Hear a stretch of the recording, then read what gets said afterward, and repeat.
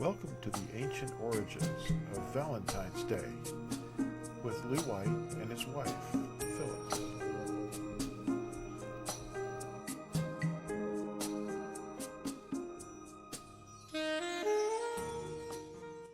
Oh, hello there. Hi. This is Lou and Phyllis. I'm Lou, and this is Phyllis. Hi. It's good to see you. I hope you all enjoy this presentation and get a lot out of it and share it with people. So let us know what you think. Thanks for dropping in, too. Love you. Love you. 0. There it is. What was that? That was a big cattail. Cattail. Yeah. Hey. Hello. This is Phyllis White, my wife, and This is Lou White, my husband. Thank you. And we're here to discuss a topic today called Valentine's Day. This is an article that you can download for free at our website, torazone.net. Anyway, we wanted to kick off with some questions, I guess. What is Valentine's Day? Well, Lou, Valentine's Day is when all the children get together and they pass out little Valentine's cards and they eat little candies and they have a big party and they just have a lot of fun. Okay. Well, yeah, but where did the word come from? Does anybody know? Valentine's Day? Some kind of Saint Valentine? Yeah. There's actually a lot of confusion. There was a 4th century dude who was a Roman Catholic priest, and he was named Valentine.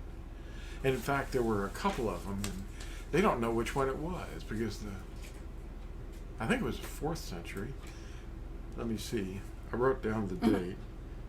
It was sometime around, I don't know. They say they don't even know. Sometime around 370 or something. And the guy was, basically a priest, and he got arrested by the Roman emperor at Rome, and they were real mean people at that time. His name was Claudius II, I believe. There was a Claudius emperor in the 1st century too that was hassling people. And anyway, Valentine was apparently arrested. They really don't have a clear story. They don't know anything about him really. But the story was written around the 5th century or 6th century about him, and he was basically made a saint.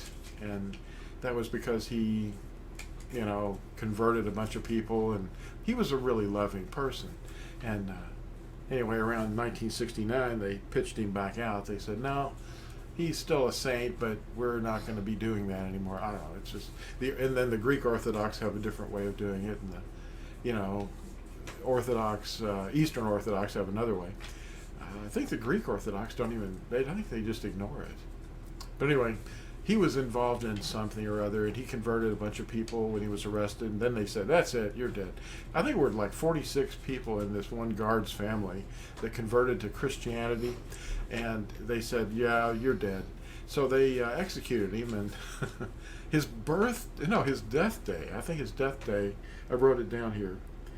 The day they killed him, apparently, this is maybe just a story, but it was apparently the 2nd Roman month on the 14th day in the year 270. That was it, 270. So he lived sometime before 270. Anyway, they had bad records back then, They didn't have Facebook. Well, what's he got to do with what we do today, Valentine's Day? Well, actually, that was another method. The Roman system or circus or whatever would hide pagan practices under the crust of some new idea. It's called syncretism. It's making stuff mean other stuff, and that's what they did.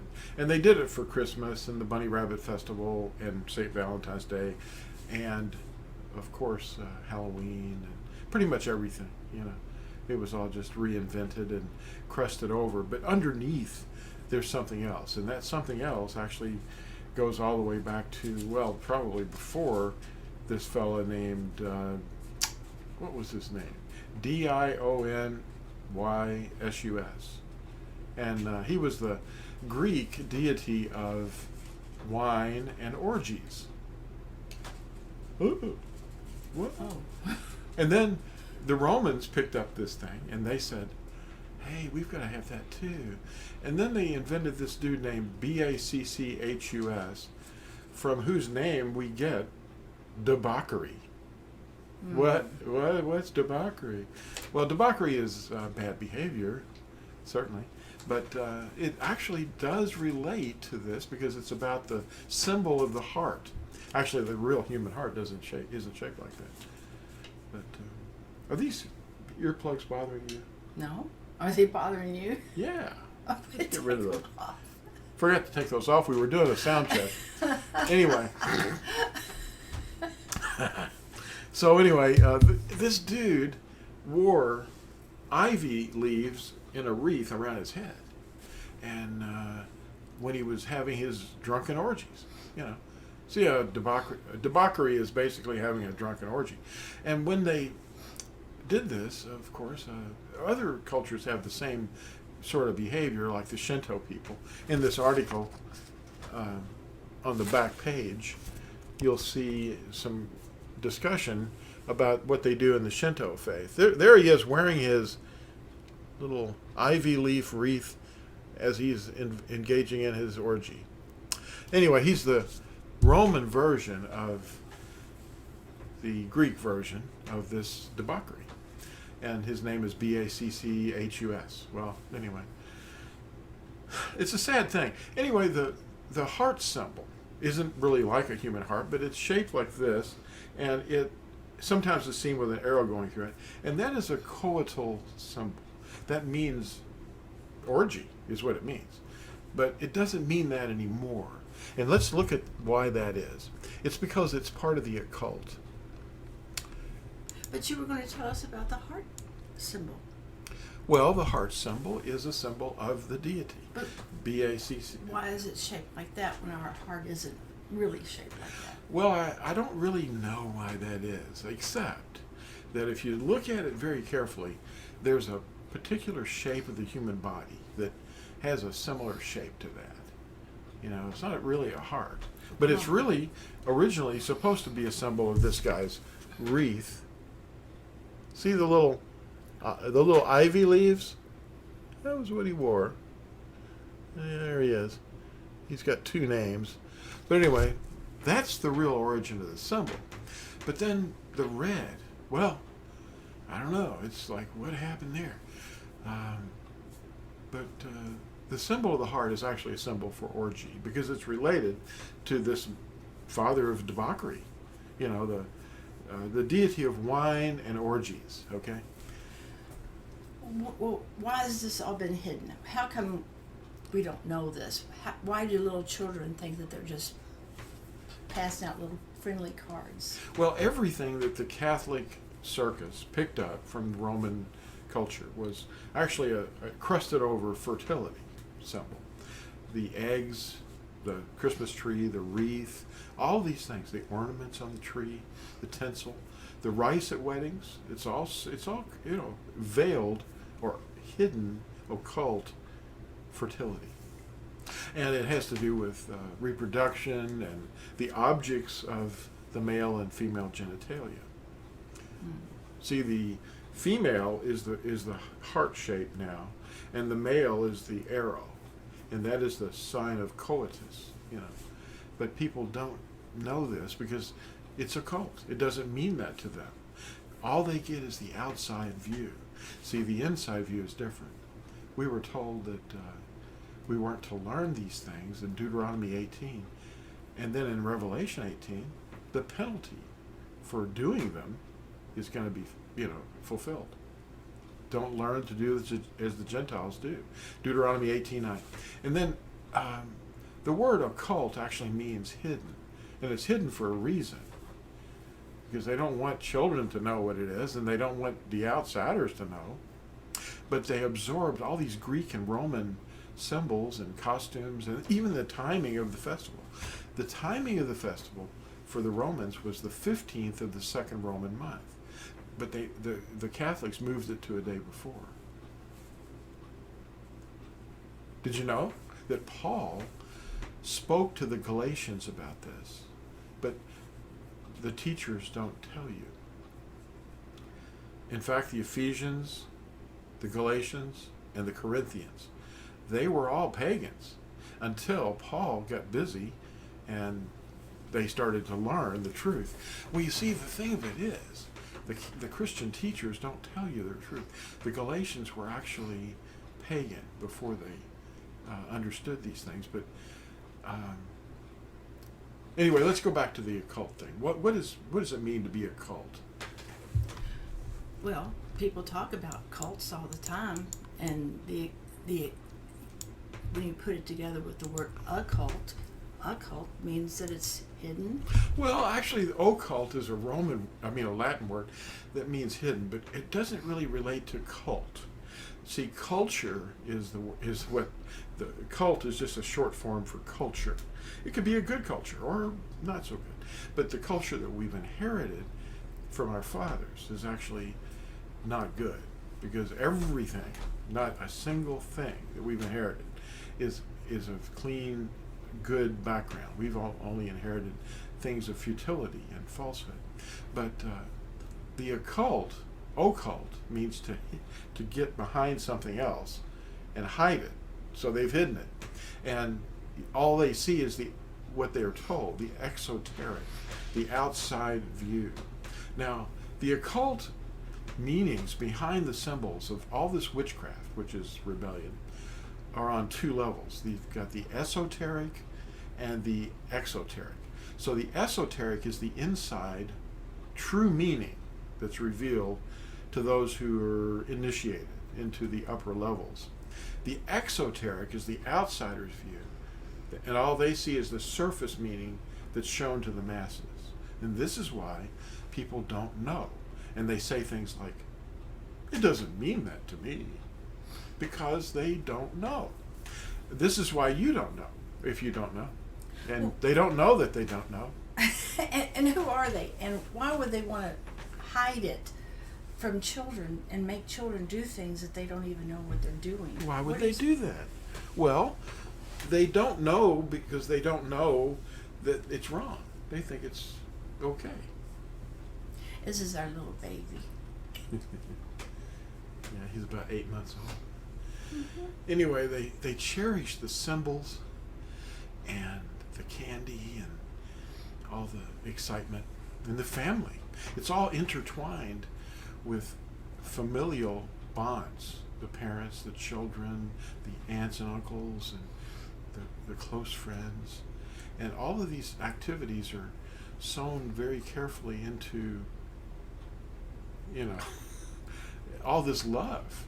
And it's really insidious. And if you don't participate, or if you don't do it, Oh. then you're in a cult. You're in a cult. It's actually because of their ignorance. Now, people only perceive the exoteric, the outsider's view. And when we show them the esoteric, the secret inside view, they react with these comments like, well, it doesn't mean that to me. And they think we're disturbed, but all they have to do is a little research. Now, the Catholic circus actually inherited and reinvented and adopted all this paganism. And they revised the meaning to apply to some aspect of their new faith. And it's called syncretism. And it's exactly what Yahuwah said, don't do that.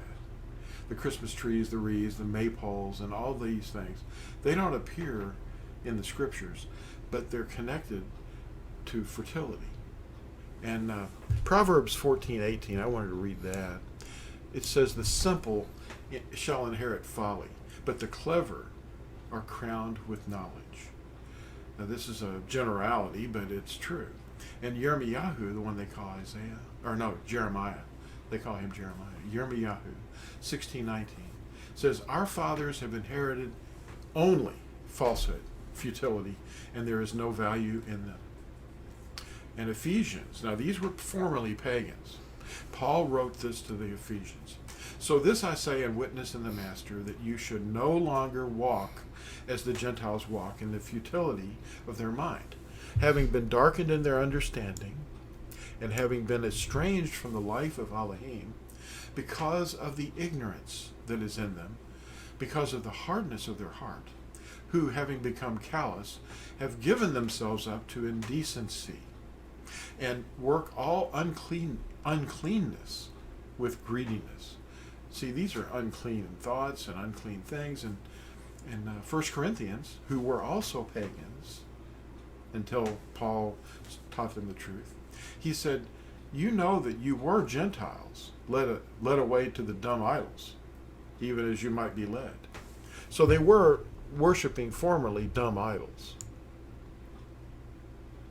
Paul spoke to the formerly pagan Gentiles who were in Galatians, about this very thing we're talking about right now.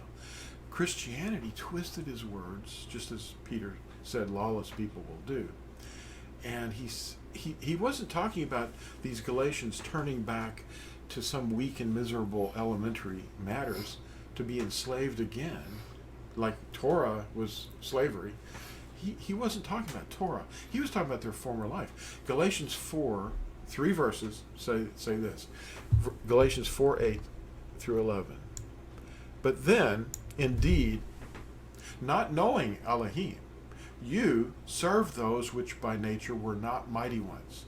But now, after you have known Elohim, or rather are known by Elohim, how do you turn again to the weak and poor elementary matters to which you wish to be enslaved again? You observe days and months and seasons and years. I fear for you, lest by any means I have labored for you in vain. See, he wasn't talking about referring to Yahuwah's festivals. He wasn't talking about the Sabbath, Shabbat. He was talking about their former pagan festivals. Isn't that amazing?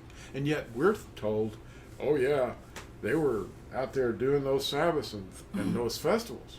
That's not what they were doing. They were not that before. They were turning back to things like birthdays. Hey, when's your birthday? What's your sign? Oh, I'm a Pisces.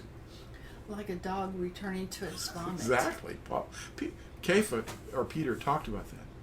Well, here's the end of the matter right here. We're not talking about Ecclesiastes 12, but that's an important thing too. Ecclesiastes 12 and 13, chapter 12, 13, 14 tell us that here's the end of the matter, that we're to obey the commandments of Elohim. And it doesn't involve hearts or arrows or Christmas trees. But Revelation 22, starting at verse 14, says this: Blessed are those who do his commands, so that they have the authority unto the tree of life, and to enter through the gates into the city. But outside are the dogs, and those who enchant with drugs, and those who whore, fornicators, and murderers, and idolaters, and all who love and do falsehood. Well, how do they love and do falsehood unless they were trained from a child? You know? In 2 Colossians, the Colossians were pagans, and Paul says, and no wonder, for Satan himself masquerades as a messenger of light. And it's not surprising then if his servants also masquerade as servants of righteousness, whose end shall be according to their works.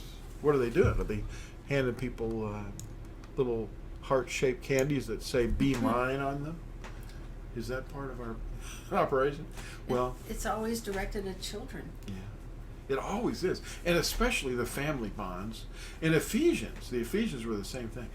It's a shame even to speak of what is done by them in secret. In other words, the things that they're doing are so unclean that, and what's behind what they're doing is unclean. It's a shame to even talk about what they're doing. In Romans 1:18 says, For the wrath of Elohim is revealed from heaven against all wickedness and unrighteousness of men who suppress the truth in unrighteousness. If you teach your children to do Halloween and Christmas and bunny rabbit festivals and egg hunts and say, oh, it's Valentine's Day, you have to get the cards and we have to send Uncle Harry and Aunt Helen a card.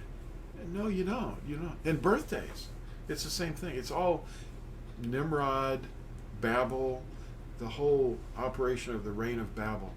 Nobody's in the kingdom. Can you imagine Yahusha coming back and he says, "Hey, get out the Valentine's Day cards. It's that time of year. You know, it's all going to die. It's all going to burn up." You know, we will remember this stuff. Hopefully, it'll be out of our mind. When you look at any of these events, any of these customs that men, and then you think about it in terms of what you just said, Yahusha being here and watching you do this, that's, you know, that's what you just said. It's a shame to even speak of what they're doing. Yeah. Well, we're just throwing this out here for you to examine and think about. But Yahusha's mindset, his perspective, is the thing that's most important. And we're not judging people. We're just explaining the things, and you can do with it what you want. But we're really glad that you tuned in to watch, and we wanted to keep this kind of short. So if you have any questions, we keep it all open here. You can come in and complain to us or tell us how wrong we are. And if you think this is going to be around after the second coming, explain where that might be written, and we'll go your way. Start doing it ourselves. No, we won't. No, we're kidding.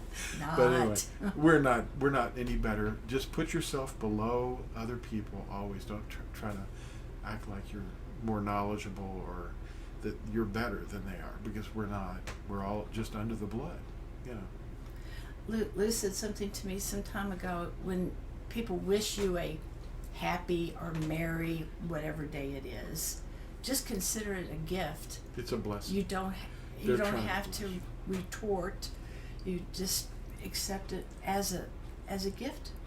Well, because they care about you. Just what? Yeah, they're not really cursing you. What they're doing is they're giving you a gift from their heart, as well as they know how, and they don't mean to be idolatrous. When you say thank you for your blessing, that's all you're really doing. That it's from them. It's not from some pagan deities. And demons aren't going to jump on you. They can't get in you, But they are all over a lot of people that haven't been immersed. And we'd just like to say, just be kind to everybody and be at peace with everybody that you can. And just love them.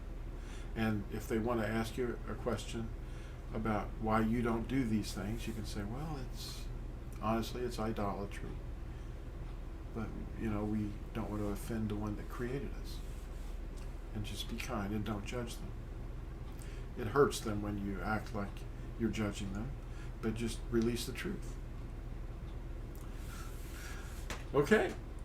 Isn't she pretty? Oh. Thank you.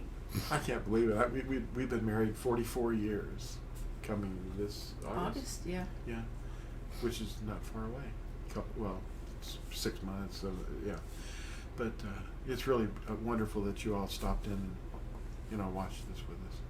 And we'll see you next time, okay? Bye-bye.